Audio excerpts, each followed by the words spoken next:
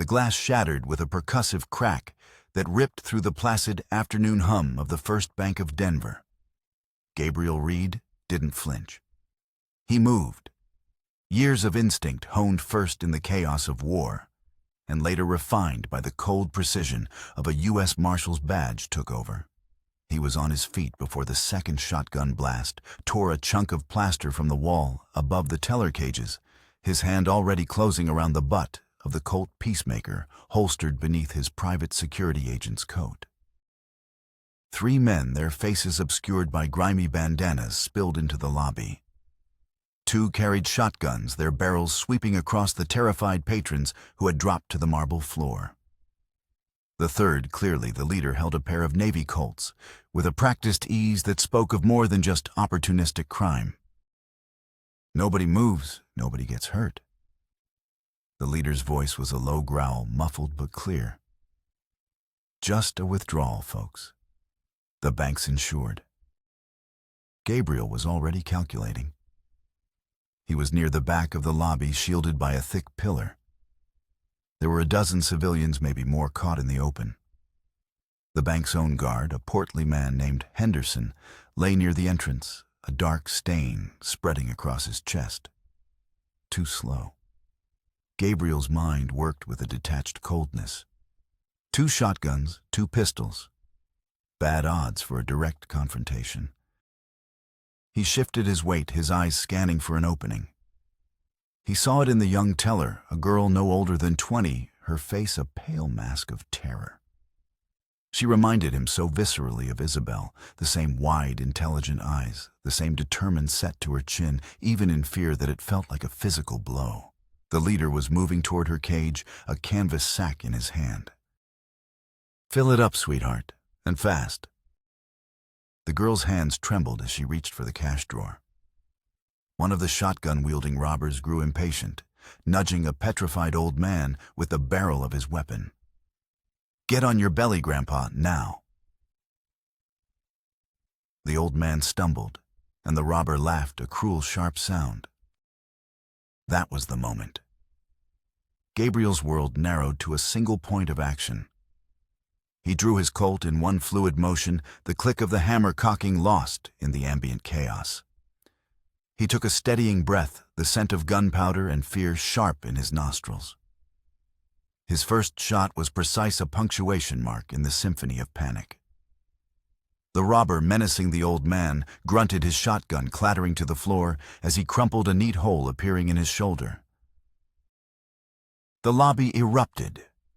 The second shotgunner swung toward Gabriel's position, unleashing a blast that splintered the marble pillar, showering Gabriel with stone dust. But Gabriel was already moving, rolling to his left, firing again. The second shot caught the man in the leg, sending him sprawling with a cry of pain. 2 down, 1 to go. The leader was faster, smarter. Instead of firing wildly, he grabbed the young teller, yanking her from behind the cage and using her as a human shield. Her terrified gasp was a knife in Gabriel's gut. "Drop it, hero," the leader snarled, pressing the cold muzzle of his Colt to the girl's temple. "Or she gets it right here." Gabriel froze, his own pistol held steady, the hammer poised. He could see the man's eyes over the bandana, the color of a winter sky, holding a coldness that seemed to freeze the air around him. It was a stalemate measured in the frantic, terrified heartbeats of the girl caught between them. "There's no way out for you," Gabriel said, his voice a low, even rasp. "Let her go." "I walk out of here or she dies," the leader countered. Simple choice. He began backing toward the entrance, dragging the sobbing girl with him. Gabriel's mind raced, searching for an angle, a flicker of opportunity. He saw none. He could risk the shot, but the girl's life was not a risk he was willing to take. Not this girl. Not today. He felt a familiar, chilling helplessness creep over him, the same cold dread that had haunted his nightmares for 5 long years. He lowered his pistol a fraction of an inch at a time, a gesture of concession. But the leader wasn't watching him. His gaze was fixed on the bank's entrance, on the approaching sound of police whistles. In that split second of distraction, the teller, with a surge of courage born from desperation, stomped her heel down hard on the robber's instep. He roared in pain, his grip loosening for a fraction of a second. It was all Gabriel needed. He raised his Colt, the front sight aligning perfectly with the sliver of the man's head, visible past the girl's shoulder. His finger tightened on the trigger. But the man was too quick. He shoved the girl forward, sending her stumbling into Gabriel's line of fire, and spun toward the door. In the chaos, something fell from his coat, a small dark object that skittered across the marble floor with a faint metallic chime. The leader was gone, vanishing into the crowded street just as the first Denver policeman burst through the doors. Gabriel didn't give chase. He rushed to the girl, helping her to her feet. "Are you all right?" he asked, his voice rough with concern. She nodded, trembling uncontrollably. "Thank you," she whispered. "You saved my life." He had. He'd saved hers. He'd saved everyone's. But as his gaze fell upon the object, the leader had dropped a cold certainty settled in his soul. It was a tarnished silver locket, oval-shaped and intricately carved with a design of climbing roses. He knelt, his fingers closing around the cool metal. It felt unnaturally heavy in his hand, weighted with a significance he already dreaded. He heard the police captain shouting orders, paramedics, tending to the wounded patrons, giving stammered accounts of the failed robbery. But it was all just noise, a distant hum. Gabriel's world had contracted to the small piece of silver in his palm. With a thumb that felt clumsy and numb, he pressed the clasp. The locket sprang open. Inside, protected by a small pane of glass, was a faded photograph, a sepia-toned image of a woman with intelligent eyes and a smile that could have lit up the world. Her dark hair was swept up in a fashionable style, and a single lock had escaped to curl playfully against her cheek. It was Isabel, his Isabel. The air left Gabriel's lungs in a ragged gasp. A roar filled his ears, drowning out the sounds of the bank lobby, replaced by the crackle of fire and the memory of screams. 5 years. 5 years, he had told himself, the fire at the Denver Silver Mining Company was a tragic accident. 5 years he had tried to piece his life back together, raising his silent daughter Emma in the shell of the man he used to be. 5 years of cold nights and haunting dreams, all built on a foundation of official reports and carefully constructed lies. This locket shattered it all. This was no random act of violence. This was a message. The robbery, the choice of bank, the confrontation, it was all for him. Someone had orchestrated this to drag him back into the past, to reopen a wound that had never truly healed. He snapped the locket shut, the click echoing the sound of a door slamming closed on his carefully built piece. The fight wasn't over. It had just begun. He looked up, his eyes sweeping over the chaos of the bank, but seeing something else entirely, a long, dark road stretching back 5 years into the past, a road he now knew he had to travel. And at the end of it, he would find the man, with eyes like a winter sky, the man who carried a photograph of his dead wife. He would find him, and he would understand why. Justice, revenge. He wasn't sure anymore what he was seeking. He only knew that the ghost of Isabel Reed had just pointed him toward the truth. Gabriel's resignation from Sterling Security was as brief and direct as the man himself. He cleaned out his desk, packed his few personal belongings into a worn leather satchel, and walked out without a backward glance. His employer, a man who valued Gabriel's quiet competence, tried to dissuade him. A raise, Reed. More responsibility. Name your price. It's not about money. Gabriel had replied, the silver locket a cold weight in his pocket. It's personal. He took the northbound train, not toward home, but toward the past. His first stop was not the sprawling ranch in the shadow of the mountains where his daughter Emma was waiting under the watchful eye of his housekeeper Margaret. His first stop had to be Silverton. The name had surfaced during the initial fruitless investigation into the fire 5 years ago. A nexus of capital for the Denver Silver Mining Company, a place where paperwork had a habit of disappearing.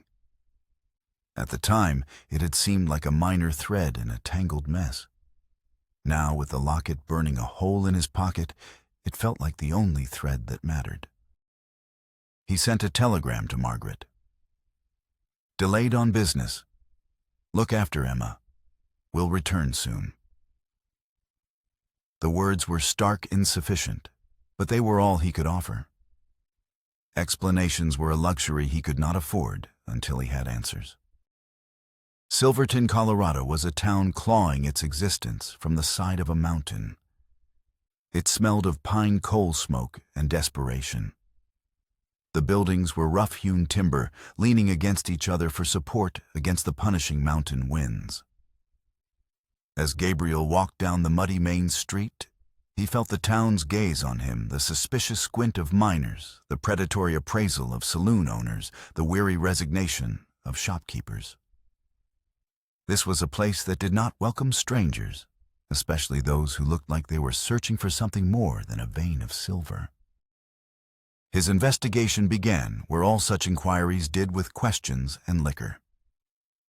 He spent 2 days drifting through saloons, buying rounds of cheap whiskey, listening more than he spoke. He learned that the local economy was held in a tight grip by a handful of men. One name came up more often than others: Victor Fletcher, owner of the Silver Spur Saloon, a man with a finger in every profitable pie from mining claims to freight contracts. The whispers said he had close ties to the defunct Denver Silver Mining Company. On the 3rd night, Gabriel found himself at the Silver Spur. The saloon was a cacophony of noise, a tinny piano battling with the roar of drunken conversation, the clatter of poker chips, and the sharp crack of a billiard ball. The air was thick with the smells of stale beer sweat and cheap perfume. He took a seat at the far end of the bar, nursing a whiskey, his eyes scanning the room. He saw Fletcher holding court at a corner table, a man whose expensive suit couldn't quite disguise the coarseness beneath. He was broad-shouldered and florid-faced, a heavy gold watch chain stretched taut across his vest. Gabriel's attention, however, was drawn to the woman working behind the bar. She moved with a quiet efficiency that seemed out of place amidst the saloon's chaos. She was slender, with hair the color of dark honey pulled back in a severe bun, though rebellious strands escaped to frame a face that was too fine-featured for this rough environment. There were faint bruises on her cheek and chin marks she tried to hide with a dusting of powder. But it was her eyes that held him. They were intelligent, observant, and filled with a profound weariness that he recognized because he saw it in his own reflection every morning. He watched as Fletcher approached her, his voice a low, menacing rumble. Gabriel couldn't hear the words, but he saw the woman's posture stiffen, her chin lift in defiance. He saw Fletcher's face darken with rage, saw his hand rise palm open for a slap. Then Fletcher's hand formed a fist. "Worthless bitch," he snarled the words, carrying across a momentary lull in the noise. "I don't think you understand your position." The woman flinched, raising her arms to shield her face. And in that instant, Gabriel was no longer in a Silverton saloon. He was back in the burning rubble of the mining company, seeing Isabel's face in the flames, the ghost of her courage haunting him. Isabel would never have stood by. She would have acted. He was moving before he consciously decided to. His long strides ate up the distance to the bar. His hand shot out, clamping around Fletcher's wrist just as the blow was about to land. The saloon owner's fist stopped an inch from the woman's face. Fletcher grunted in surprise and pain, his eyes widening as he met Gabriel's gaze. He tried to yank his arm free, but Gabriel's grip was like iron. "That's enough," Gabriel said. His voice was low, but it cut through the room's clamor, silencing the piano and the nearby conversations. A pocket of stillness formed around them. No more hands will ever touch this woman like that again. Fletcher wrenched his arm away, rubbing his bruised wrist. "This ain't your business, stranger. This girl works for me." "Not anymore, she doesn't," Gabriel replied, his eyes never leaving Fletcher's face. He turned his head slightly toward the woman. "What's your name, miss?" She swallowed her eyes wide with a mixture of fear and disbelief. "Rosalie Morgan, sir." "I'm Gabriel Reed," he said, tipping his hat in a gesture of old-fashioned courtesy that was starkly at odds with the tension of the moment. "And I believe you're coming with me." He saw hesitation in her eyes, the understandable fear of trading a known danger for an unknown one. Behind Fletcher, the bartender began to reach under the counter. "Don't," Gabriel said, his voice flat and cold, his gaze still locked on Fletcher. "Unless you want to explain to the undertaker how you got those fancy buttons blown through your spine." The bartender's hand reappeared empty. Fletcher's face had turned a shade of mottled purple. "You can't just walk in here and take my property." "She's not property." Gabriel stated the words sharp as flint. "And I'm not asking." He looked at Rosalie. "Get your things. We're leaving." She didn't need to be told twice. As she hurried toward a back room, Gabriel stood his ground, a silent, immovable object in the center of the saloon. He could feel the eyes of every patron on him, feel the simmering violence in the air. Fletcher, nursing his wounded pride, seethed behind the bar. When Rosalie returned, clutching a small carpet bag, she was wearing a simple, modest dress. She had washed the heavy makeup from her face, revealing the intelligent, frightened woman beneath. Gabriel placed a hand protectively on the small of her back, guiding her toward the swinging doors. "You'll regret this," Fletcher called after them, his voice thick with venom. "Nobody crosses Victor Fletcher in Silverton." Outside, the night air was sharp and cold, a welcome shock after the saloon's stifling heat. Stars glittered like chips of ice in the black mountain sky. Gabriel led Rosalie to his horse, a powerful black stallion that shifted restlessly at their approach. He secured her bag and helped her mount, his hands strong and sure at her waist, then swung up behind her. "Where are we going?" she asked, her voice small against the vast silence of the mountains. "My ranch," he replied. "It's a safe place." Why, she asked the single word, filled with suspicion and confusion. "Why are you helping me?" He was silent for a long time as they rode out of the town's flickering lights and into the deep shadows of the pine forest. The rhythm of the horse was a steady, calming presence beneath them. When he finally spoke, his voice was rough with an emotion he rarely allowed himself to show. "You reminded me of someone." He didn't elaborate, and Rosalie didn't press. But as they rode on through the moon-drenched landscape, Gabriel felt the cold weight of the locket against his chest. He had come to Silverton looking for a ghost, a clue to a 5-year-old crime. Instead, he had found a living woman in need of rescue. He didn't yet know how her story connected to his, but a deep, unshakable certainty settled in his bones. It did.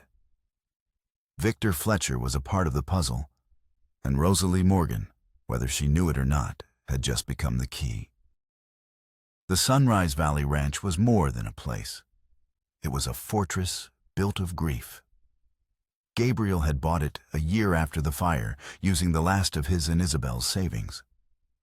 The previous owner had died in a hunting accident, and his political connections had allowed him to acquire the sprawling property for a fraction of its worth. At the time, he told himself he was doing it for Emma, giving her a sanctuary far from the smoke and memories of Denver. But he knew, in the quiet, honest hours before dawn, that he had been building a refuge for himself, a place to contain his rage and focus his obsession. Riding into the valley with Rosalie seated before him, the ranch house looked different. The lamp Margaret had left burning in the window seemed less a beacon in the darkness and more an accusation. He was bringing a stranger into their carefully constructed solitude, a woman who bore a haunting resemblance to the ghost that already occupied every room. As expected, Margaret Winters met them at the door, a shotgun cradled in her arms. Her silver hair was pulled back in a severe bun, and her eyes, sharp and discerning, missed nothing. "That's you, Gabriel," her voice cut through the night. "It's me, Margaret. I've brought a guest." He dismounted and helped Rosalie down. Her legs were unsteady from the long ride, and he steadied her with a hand on her elbow. As they stepped into the lamplight spilling from the doorway, he saw Margaret's gaze fix on Rosalie's face. The older woman's expression flickered shock recognition and a deep, familiar sadness.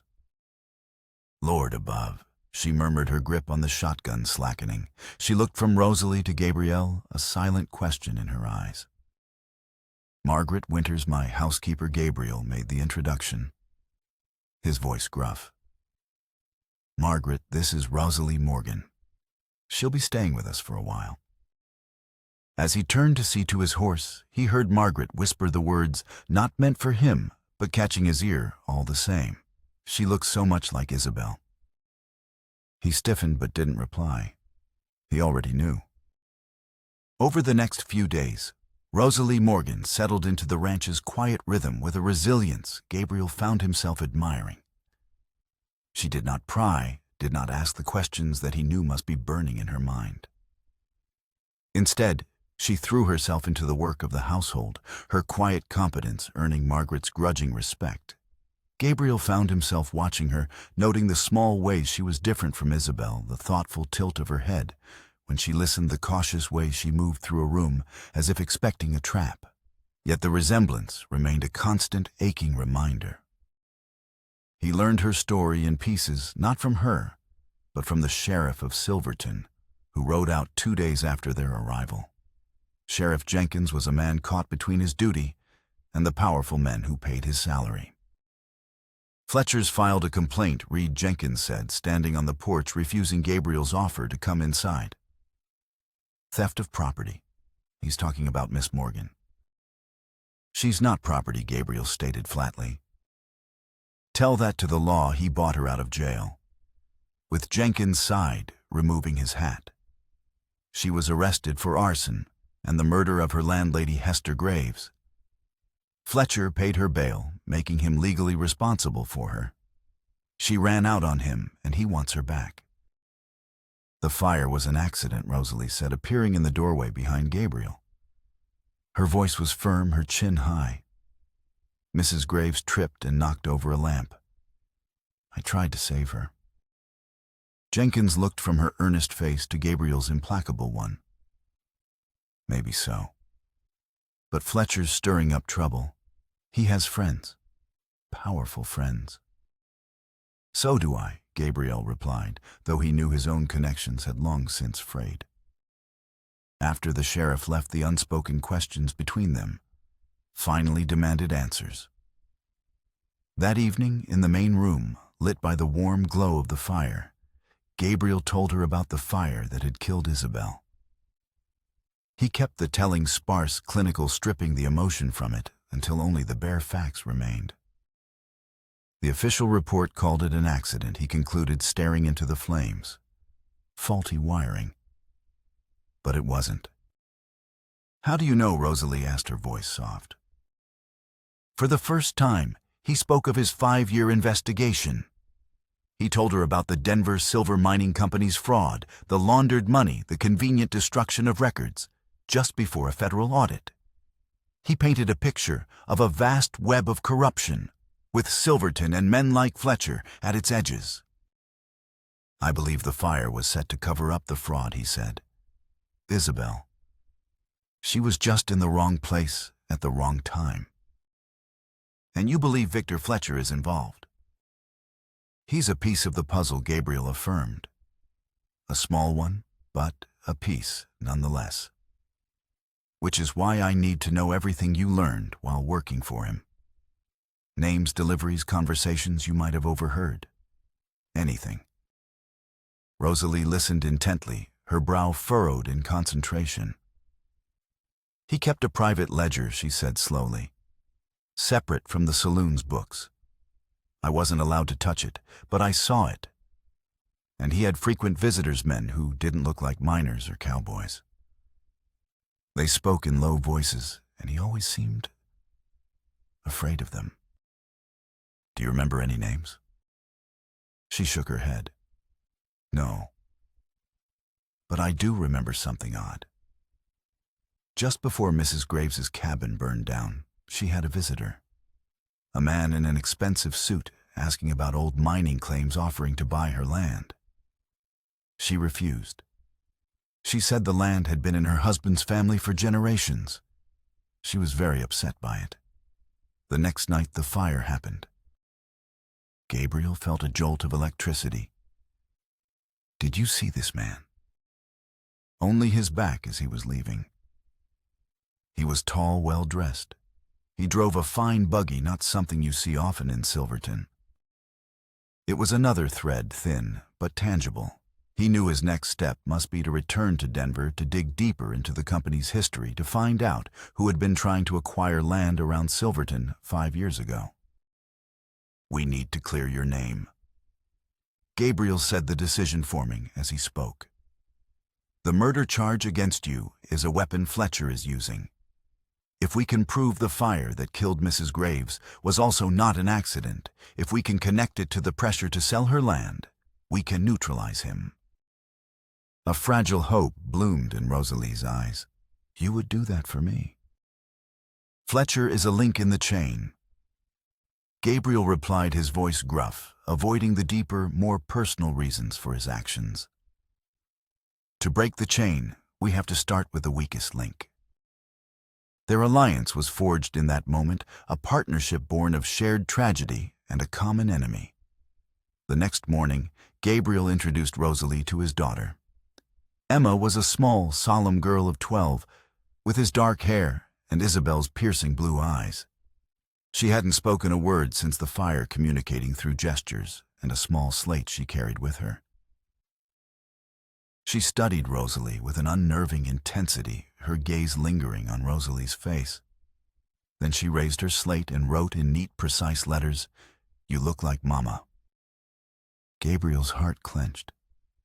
He saw Rosalie kneel before the girl, her expression gentle. I've heard she was a very brave and beautiful woman, Rosalie said softly. Emma nodded, then wrote again. The fire took her. Bad men started it. Gabriel froze. He and Margaret had always assumed Emma's silence was a product of trauma, that her memories of the event were a child's confused nightmare. But the certainty in her dark eyes gave him pause. Emma, he said, his voice tight. What did you see? The girl's hands trembled as she wrote. A man. In the shadows. He watched it burn. It was more than a nightmare. It was a memory. A witness. His investigation, his entire 5-year quest, had been missing its most important piece. And she had been here all along, locked in silence. He looked from his daughter's haunted face to Rosalie's compassionate one, and felt a seismic shift in his world. This was no longer just about justice for Isabel. It was about giving his daughter back her voice, and he was beginning to understand that he could not do it alone. As the first snows of winter began to dust the high peaks, Gabriel knew they could not stay hidden at the ranch forever. Fletcher was a persistent threat, and the murder charge against Rosalie was a leash he could tug at any time. More importantly, the clues Rosalie and Emma had provided pointed back to the city. The answers weren't in Silverton. They were buried in Denver. He made his decision. We're going to Denver, he announced one evening. Margaret protested, her face a mask of worry. Isaiah, his stoic foreman, merely nodded, understanding the necessity. It's too dangerous, Margaret argued. That city is full of ghosts for you. It's also full of answers, Gabriel countered. Rosalie can't stay a fugitive, and Emma deserves the truth. He planned their departure meticulously. They would travel not as a rancher and his companions, but as a family. Gabriel purchased new clothes for them all in a neighboring town, a respectable suit for himself, modest traveling dresses for Rosalie, and a proper coat and hat for Emma, who tolerated the feminine attire with a long-suffering sigh. Their destination in Denver was a place from Gabriel's past, the office of Martin Reynolds, editor of the Denver Chronicle, and Isabel's former mentor. Reynolds was a man made of ink and integrity, one of the few people Gabriel still trusted. He had helped Gabriel in the early days of his investigation before the official inquiries were shut down and the trails went cold. They took a small suite of rooms in a boarding house, far from the grand hotels where men of influence stayed. From there, Gabriel sent a note to Reynolds. The meeting was set for the following day at the Chronicle's offices. The newspaper office was a hive of frantic energy. The air smelled of lead paper and coffee. Men in shirt sleeves and visors shouted over the thunderous rhythm of the printing presses in the basement. Martin Reynolds' office was a small, cluttered sanctuary amidst the chaos. Books and papers were stacked on every surface, a testament to a life spent in pursuit of the printed word. Reynolds, a man whose shoulders were permanently stooped from leaning over proofs, greeted Gabriel with a warm but sad handshake. His eyes, magnified by thick spectacles, held a deep sorrow. "Gabriel," he said, his voice raspy, "it has been too long." He looked at Rosalie and Emma, his gaze softening. "And you must be the family I have heard so little about." Gabriel made the introductions, explaining their situation with his usual economy of words. He laid out the new evidence, Rosalie's story about the pressure on Hester Graves to sell her land, and Emma's memory of the man in the shadows. Reynolds listened. His fingers steepled his expression, growing more grave with each detail. "This confirms a suspicion I've had for years," he said when Gabriel finished. Isabel wasn't just investigating financial fraud. She was onto something much bigger, much darker. He rummaged through a locked file cabinet, pulling out a dusty folder labeled IA. "Read. Personal." Isabel was meticulous, Reynolds explained, opening the folder on his crowded desk.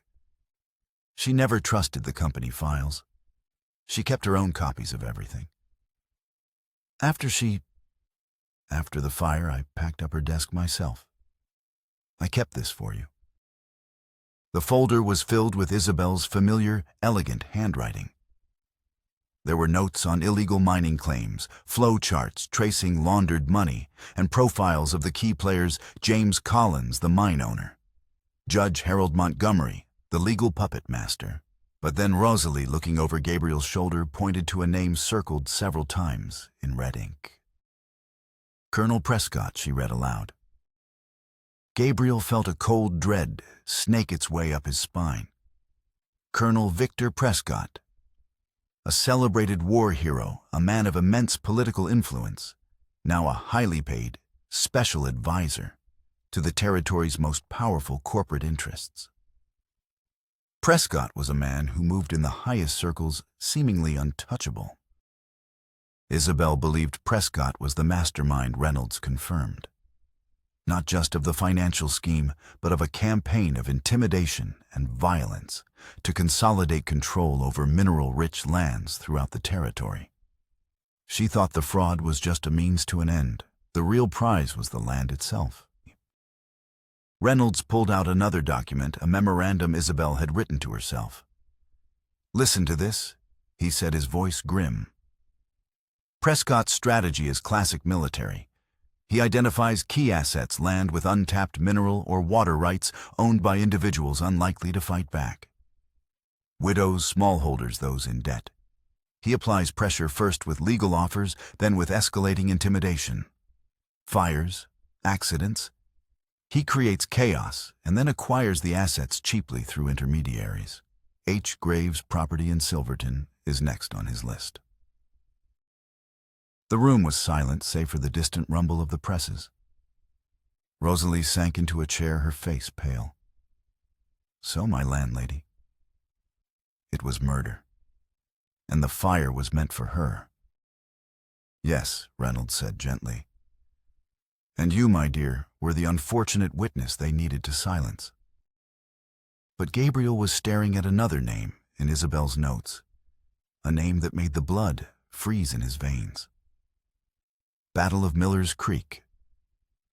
A cryptic reference unconnected to any of the financial data. Miller's Creek. Gabriel whispered the words, tasting like ash. It was a disastrous battle from the war, a footnote in the history books, but a bloody defining chapter in his own life. A day of bad decisions and worse luck, a day he had spent 15 years trying to forget. What is it? Gabriel Reynolds asked, noticing his pallor. Prescott Gabriel said, his voice barely a whisper. He was there, at Miller's Creek. He was my commanding officer. The connection so long hidden snapped into place with sickening clarity. This wasn't just about greed. This wasn't about land or silver. He looked at the tarnished locket he had placed on the corner of the desk, the locket that had started this journey. It wasn't a random clue.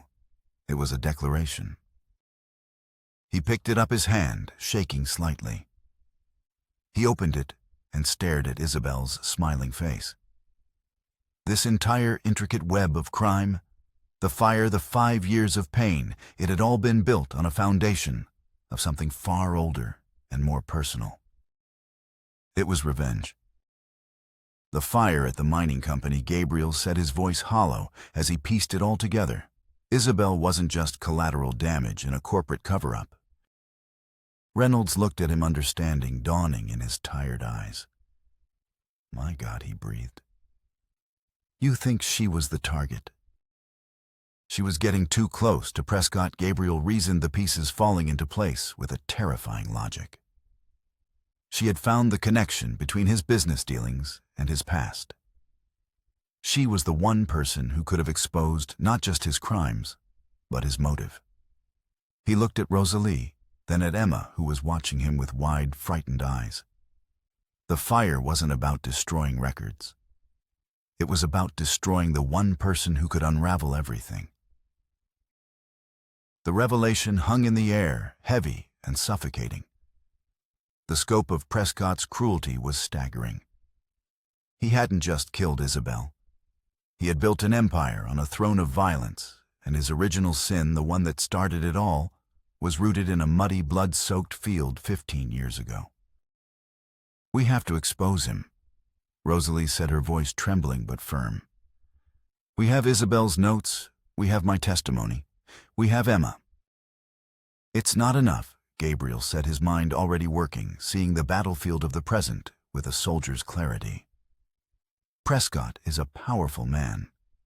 He'll bury us in litigation, discredit you as a fugitive, dismiss Emma as a traumatized child. We need more.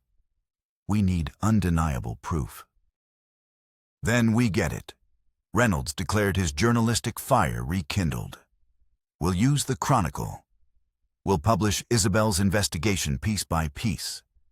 We'll create a public outcry that not even a man like Prescott can ignore. As Reynolds began outlining his strategy, Gabriel's mind drifted back, pulled by the inescapable gravity of the past. Miller's Creek. The name was a wound. He saw it all again, the pouring rain turning the ground to thick, grasping mud, the deafening roar of cannon fire, the scent of blood and fear. He had been a young captain then, full of conviction and tactical certainty.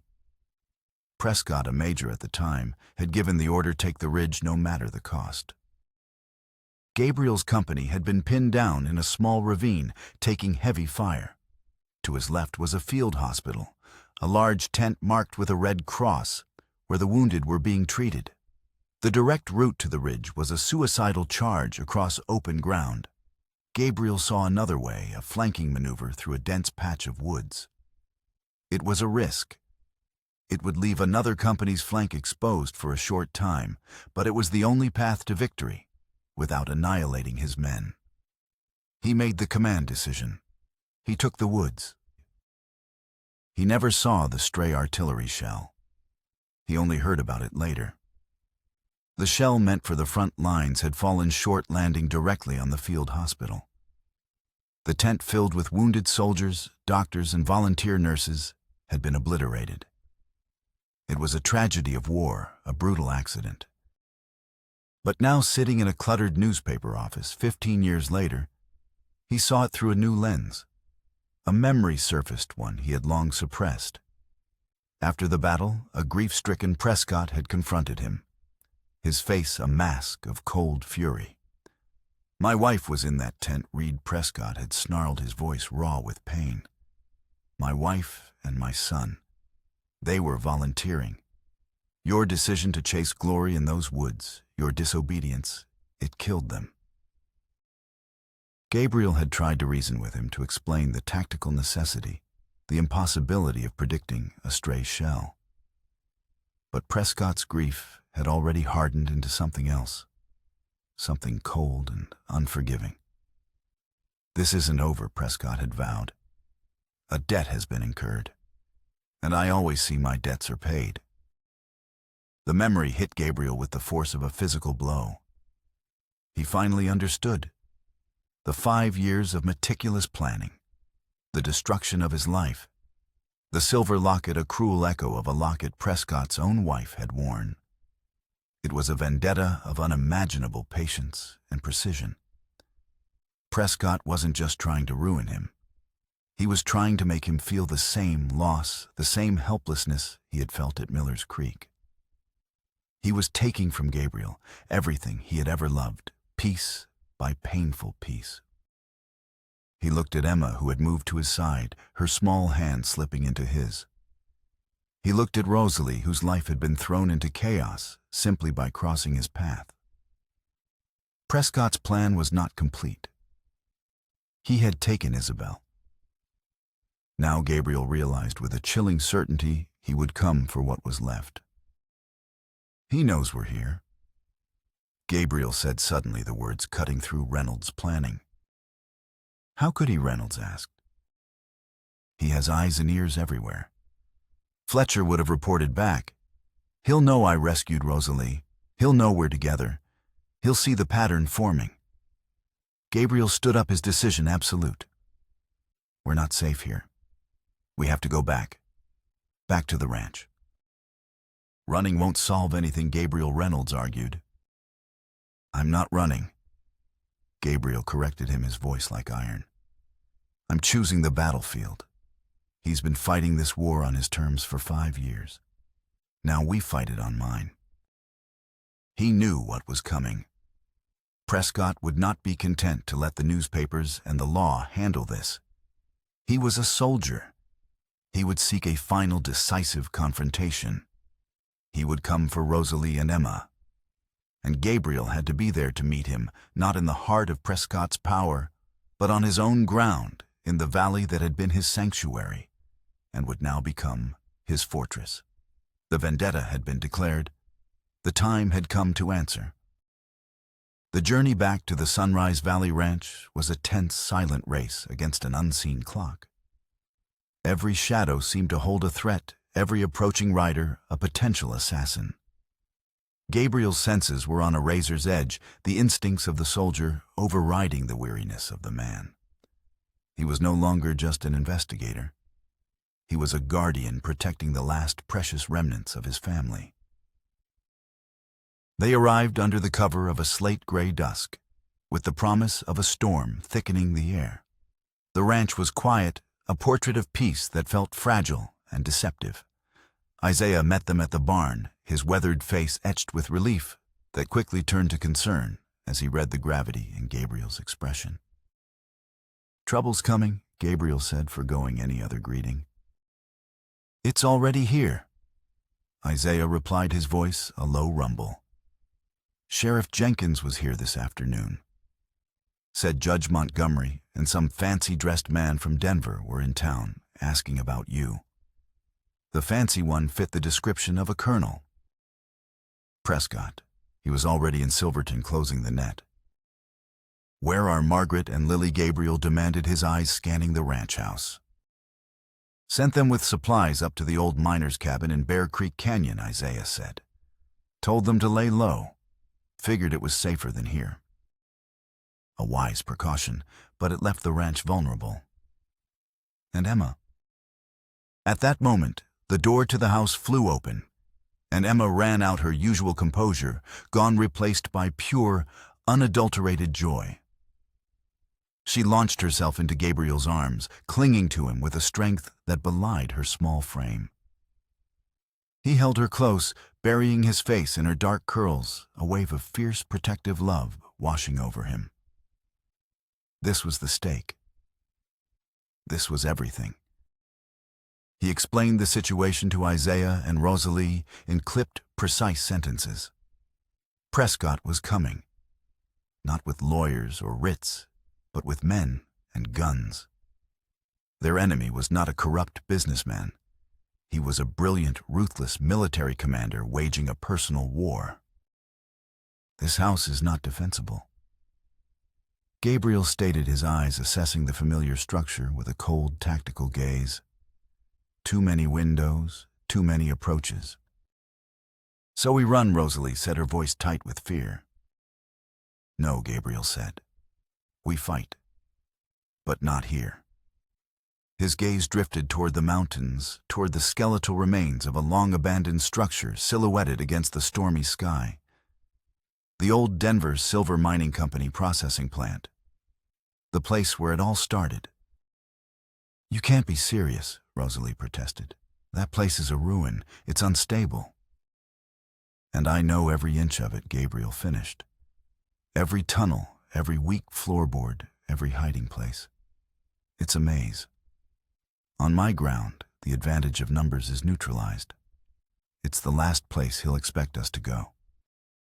The first flakes of snow began to fall as they made their preparations large and wet and heavy. The storm was coming faster than predicted. Gabriel sent Isaiah on the ranch's fastest horse. Ride to Durango. Get to the U.S. Marshal's office. Give this to Marshal Thompson and no one else. He handed Isaiah a sealed envelope containing a detailed account of Prescott's crimes compiled from Isabel's notes and Reynolds' evidence. Tell him Prescott is here. Tell him to come with force. Don't stop for anything. As Isaiah galloped into the swirling snow, Gabriel turned to Rosalie and Emma. It's time to go. He armed Rosalie with a spare revolver, showing her how to use it with a calm efficiency that belied the urgency of their situation. He saw fear in her eyes, but also a core of steel he had come to rely on. To Emma he gave a different task. He handed her a lantern and a small leather pouch. You are our scout, little one, he said, kneeling to look her in the eye. You know the paths. You will light our way, and you will be brave. Can you do that? She nodded, her small face set with a grim determination that mirrored his own. The ruins of the processing plant were a skeleton picked clean by years of neglect and harsh weather. Snow was already gathering on the broken timbers and gaping holes in the roof. The wind howled through the structure, a mournful banshee cry. It was a place of ghosts dominated by the memory of fire and death. They took shelter in the old assay office, a small defensible stone building at the heart of the complex. From its single grimy window, Gabriel could watch the main approach. The blizzard intensified the snow coming down in a blinding horizontal sheet. The world beyond the window dissolved into a maelstrom of white. The weather was now their greatest ally and their most dangerous foe. Hours passed. The cold seeped into their bones. Emma, wrapped in a blanket, huddled between Gabrielle and Rosalie, her lantern casting a small, brave circle of light in the oppressive gloom. Rosalie held her revolver with a white-knuckled grip, her eyes fixed on the door. Then, through the howl of the wind, came a new sound, a single sharp whistle. They're here, Gabriel whispered. He peered through the window. Figures on horseback moved through the snow like wraiths, their forms indistinct in the blizzard. He counted 6, including Prescott. They were spreading out methodically, beginning to search the ruins. "Stay here. Bar the door. Don't open it for anyone but me," Gabriel instructed Rosalie. He kissed Emma's forehead. "I'll be back." Before Rosalie could protest, he slipped out a rear exit, vanishing into the blinding snow. He moved like a ghost through the ruins he knew so well, the blizzard his cloak. He became the hunter. The first of Prescott's men died without a sound, a knife sliding between his ribs as he peered into a darkened shed. The second fell to a single muffled pistol shot from the scaffolding above. Gabriel was a phantom using the storm's chaos to his advantage, turning Prescott's numbers against him. But Prescott was no fool. He realized he was being hunted. Reed, his voice boomed somehow, carrying over the wind. "This is beneath you. A coward's game of shadows. Face me." Gabriel remained silent, circling, waiting. He found a third man near the old ore crusher and dispatched him just as efficiently. 3 left, Prescott and 2 others. Suddenly, a massive explosion tore through the ruins. The ground shuddered. Gabriel was thrown from his feet as a section of the main building collapsed in a shower of snow and splintered timber. Dynamite. Prescott had rigged the place. He wasn't just here to kill Gabriel. He was here to erase the entire site, to bury the ghosts once and for all. He scrambled back toward the assay office, his heart pounding with a new terrible fear. He saw it as he rounded the corner of the collapsed structure. The door to the office was shattered, hanging from one hinge. And Prescott was there, dragging Rosalie and Emma out into the storm. Looking for these, Captain Reed Prescott called a triumphant sneer on his face. He held Rosalie in front of him, a pistol to her head. His other man held Emma, the girl, struggling silently but fiercely. Gabriel stepped out from behind a rusted boiler, his own Colt leveled at Prescott's chest. "Let them go, Prescott. This is between us." "It has always been between us," Prescott countered, his voice calm and eloquent, a gentleman's tone discussing murder. The wind whipped at his fine military coat, revealing the manic glitter in his eyes. "Everything else, the company, the money, even your brave wife, was just a means to this end, to this moment. To see you lose everything just as I did." The blizzard howled around them, a chorus for their final confrontation.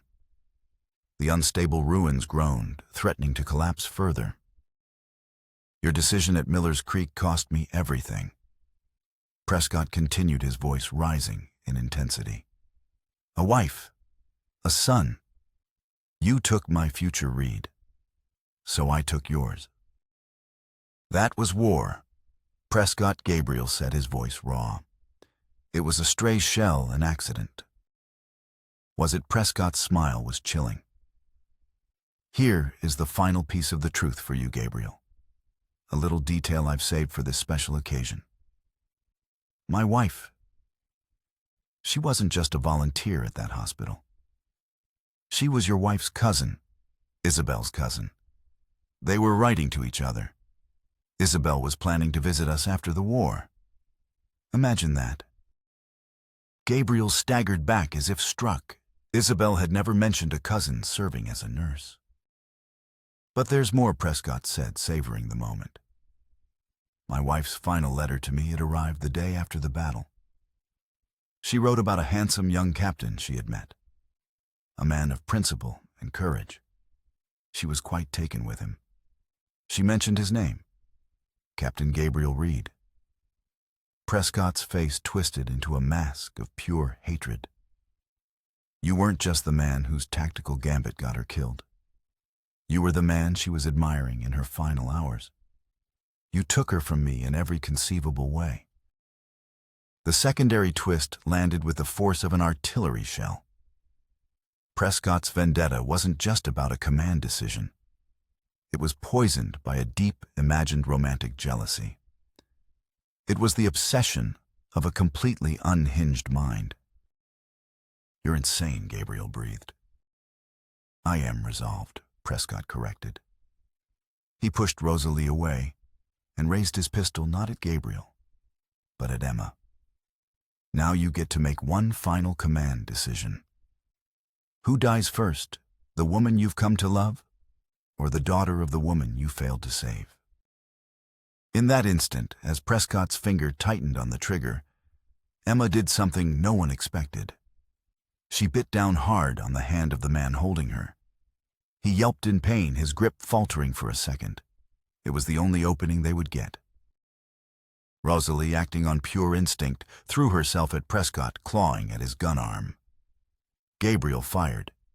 His shot was true, striking Prescott's remaining man in the chest. At the same moment, Prescott's pistol discharged the bullet, going wide, striking a support beam above them. The beam already weakened by the explosion, and the weight of the snow splintered with a deafening crack. The roof above them began to give way. "Run," Gabriel roared, shoving Rosalie and Emma toward safety. He turned back to face Prescott, who was struggling to his feet amidst the falling debris, his face a snarl of fury. Prescott raised his pistol again for one last shot at Gabriel. But before he could fire, a massive timber crashed down, and Colonel Victor Prescott, the architect of a 5-year vendetta, disappeared under an avalanche of snow and splintered wood. Gabriel stood for a moment, breathing heavily in the sudden ringing silence. The storm seemed to pause, as if in respect for the end of a long war. He turned and stumbled toward Rosalie and Emma, who were huddled together a short distance away. He fell to his knees before them, pulling them both into a desperate embrace, the three of them a small island of life in a sea of destruction and cold. The ruins were silent, the ghosts finally at peace. The first sound to break the post-climax silence was the distant rhythmic clang of a locomotive's bell, followed by the mournful wail of a train whistle. Through the thinning curtain of the blizzard, lights appeared, the searchlights of a rescue train, followed by the bobbing lanterns of men on foot. Marshal Thompson, alerted by Isaiah, had arrived. Federal marshals swarmed the ruins, their dark coats stark against the snow. Gabriel, his arm wrapped around Rosalie, and Emma watched them work. He felt a profound emptiness. The hollowness that comes after a long battle is finally won. The all-consuming purpose that had driven him for 5 years was gone, extinguished along with Prescott's life. He gave his statement to Thompson, a man he had once called a friend. The words came out mechanically, a flat recitation of facts that felt disconnected from the raw, violent emotion of the event. Thompson listened patiently, his face grim. "Reynolds' evidence corroborates everything, Gabe," he said, placing a hand on Gabriel's shoulder. "It's over. Justice is served." But it didn't feel like justice. It felt like survival. He found Rosalie tending to a scrape on Emma's arm, and their heads bent together in the warm light of a marshal's lantern. He knelt beside them, his body aching with a weariness that was more than just physical. He reached out his hand, gently touching Emma's cheek. The girl looked up at him, her eyes, those piercing blue eyes, so like Isabel's, filled with a storm of emotions she could not voice. She had been so brave. She leaned into his touch, and then a sound soft as the falling snow escaped her lips. It was a single hesitant, rusty syllable. "Pa, pa." The world stopped. Gabriel's breath hitched. Rosalie looked up, her eyes wide with disbelief, tears welling. He looked at Emma, who was staring at him. Her own eyes filled with a fearful wonder, as if she had just performed a miracle she didn't understand. "Emma," he whispered, his voice cracking. She tried again, the sound a little stronger, a little more certain. "Papa." He pulled her into his arms, burying his face in her hair, as sobs he had held back for 5 long years finally broke free. He was not just a widower seeking vengeance. He was not just a haunted soldier. He was a father, and his daughter had come back to him. Rosalie's hand rested on his back, a warm, steadying presence. In the midst of the wreckage, surrounded by the ghosts of the past, they were a family whole and alive. The healing, he knew, would be long and slow, but it had begun. Months later, the last of the winter snows had melted from the valley, giving way to the tender green of spring. The Sunrise Valley Ranch was quiet, the frantic energy of the preceding months replaced by a steady, peaceful rhythm. The trials in Denver had concluded. Judge Montgomery and James Collins were serving long prison sentences. Victor Fletcher, for his cooperation, had received a lesser term. The official record of the Denver Silver Mining Company fire had been amended, and Isabel Reed's name was cleared, her journalistic integrity celebrated. The ghosts had been given their due. One clear, bright morning, the three of them rode to the small rise overlooking the valley. They stood before the simple stone marker that bore Isabel's name. Emma, whose voice grew stronger and more confident each day, placed a small bouquet of wildflowers at its base. Gabriel stepped forward alone. From his pocket he took two objects. The first was his father's pocket watch, its hands still frozen at the moment of Isabel's death. He had tried to fix it countless times, an obsessive ritual that mirrored his quest for justice. Now he simply laid it on the ground, a symbolic surrender. The past could not be fixed. It could only be accepted. The second object was his old tarnished U.S. Marshal's badge. He looked at it for a long moment, the sun glinting off its surface. It represented a part of his life that was over a life defined by a rigid code, a life that had ultimately led to loss and obsession. With a quiet finality, he placed the badge on top of the headstone. He was no longer a lawman, no longer a man consumed by vengeance. He was a husband and a father. He was home. He rejoined Rosalie and Emma, his arm slipping naturally around Rosalie's waist. He felt a peace he hadn't thought possible, a quiet sense of completion. That evening, a letter arrived with the weekly mail delivery. It was from Martin Reynolds. Inside, along with a short, warm note, was an old typewritten manuscript. It was Isabel's last unpublished article, an editorial she had written the day before the fire. Rosalie read it aloud by the fire, her voice soft and clear. It wasn't an exposé or an accusation. It was a meditation on the nature of justice, on the importance of truth, and on the enduring power of hope. Justice is not found in vengeance. Isabel had written, "It is found in building a better world from the ashes of the old. It is the quiet daily act of choosing compassion over cruelty, truth over lies, and forgiveness over bitterness. It is our hope for a future worthy of the sacrifices of the past." The words were a final, poignant blessing, a message from the ghost who had set them all on this path. Gabriel looked at his new wife, at his daughter who was curled up asleep on the hearth rug, a book open on her chest. Isabel's legacy was not in the unmasking of criminals or the settling of old scores. It was here, in this room in the family he had built from the ashes of his grief. They were a testament to her hope, a future she could be proud of. He reached out and took Rosalie's hand. They sat in comfortable silence, watching the flames dance, the quiet architects of their own hard-won peace. Outside, the sun was setting, painting the mountains in hues of gold and rose. Tomorrow, it would rise again.